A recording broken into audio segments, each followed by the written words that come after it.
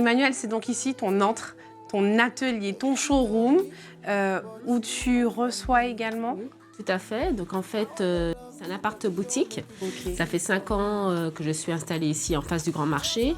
Et effectivement, c'est là que je reçois les femmes qui veulent participer au stage, aux ateliers Marie-Tête. Mais c'est également un concept store multiethnique puisque je vends des créations de créateurs africains et caribéens. Donc là, par exemple, c'est une jeune créatrice d'origine Sénégal qui fait ses kimonos. Voilà, donc Uni et puis Kanté. Pour ce qui est de tout ce qui est voilà, caribéen, là c'est la marque de la Métinique, donc c'est une jeune créatrice guadeloupéenne. Et donc le but du jeu, c'est de mettre en avant des jeunes créateurs.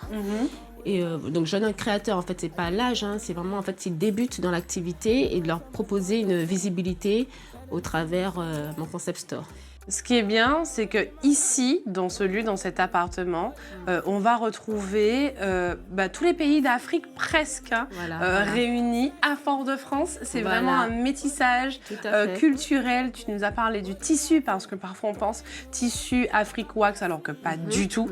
Il y a plein de choses, même pour toi en fait, ça t'apporte énormément le fait de rencontrer. Ah oui, c'est enrichissant. Bon, alors c'est vrai que j'ai un parcours où à l'époque, quand je vivais en France, j'ai été amenée à aller sur le continent africain, donc j'ai déjà cette sensibilité autour de l'art africain. Mais c'est vrai de rencontrer des gens qui viennent jusqu'en Martinique, parce que bien, c'est vrai qu'actuellement, ils m'envoient les collections, mais parfois ils viennent exposer pendant une semaine, et c'est l'occasion justement déjà pour moi de prendre la température de comment ça se passe dans leur pays d'origine, mais aussi de permettre aux Martiniquais de pouvoir rencontrer les artistes, les artisans et connaître réellement le savoir-faire. Par exemple, là, c'est du kanté, c'est différent du wax parce que les imprimés sont beaucoup plus géométriques. C'est ça. Et puis le wax, c'est pas vraiment le tissu le plus africain qu'on pourrait croire. Par exemple, il y a le bogolan, il y a le faso d'Anfani. Donc voilà, je vous parle de tissus traditionnels qui viennent du Burkina Faso, du Mali, du Sénégal. Et tout cela mélangé avec des artisans caribéens. C'est vrai qu'on retrouve un peu une des composantes de notre métissage. Ce qui est intéressant avec toi, Emmanuel, c'est que tu as plusieurs facettes. On te connaît également parce que l'art de nouer, le Marie-Tête, en Martinique, tu l'as développé, tu l'as initié, tu as fait des ateliers et tu continues. Voilà, tout à fait. Donc, ça fait plus de 10 ans que que j'ai lancé le concept Atelier Marie-Tête, ce qui a amené le mouvement #Marie-Tête, qui est maintenant connu partout de par le monde, ce qui m'a permis également de pouvoir partir au Japon, à Trinidad, donner des conférences, donner des stages aussi à des Japonais. Donc, ce n'était pas forcément la communauté antillaise qui est installée au Japon, mais c'est vraiment des Japonais qui ont souhaité apprendre les techniques du Marie-Tête.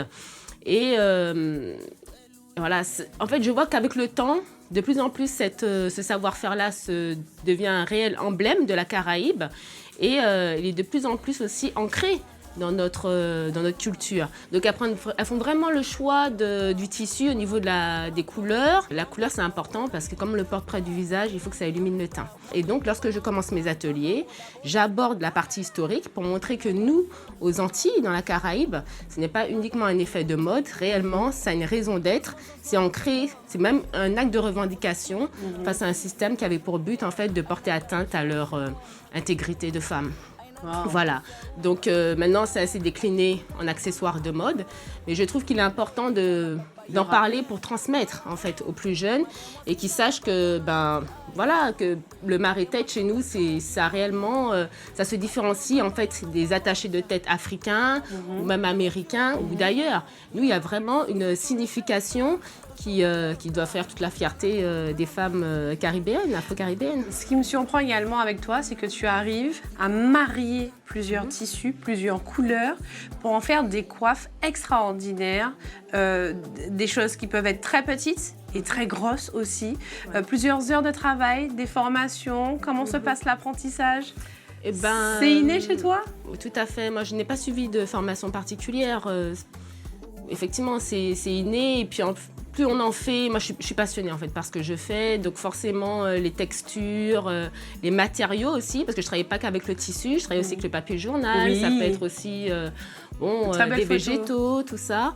Voilà, l'idée c'est vraiment qu'on soit vraiment ça nous fasse rêver. C'est-à-dire effectivement, dans les stages, je propose des marées-têtes pour le quotidien, mais je veux montrer le côté aussi œuvre d'art, montrer qu'on a toute notre raison d'être fiers de ce savoir-faire, que ce n'est pas un cache-misère, que ça participe à notre beauté, ça participe à notre patrimoine culturel et que c'est riche de toutes nos valeurs. Et alors, le fait de proposer des marées-têtes avec des fleurs, par exemple, ça nous permet aussi, des végétaux, d'adopter un nouveau paradigme qui est le nôtre, c'est-à-dire autour de la culture caribéenne. Merci beaucoup, Emmanuelle. Merci.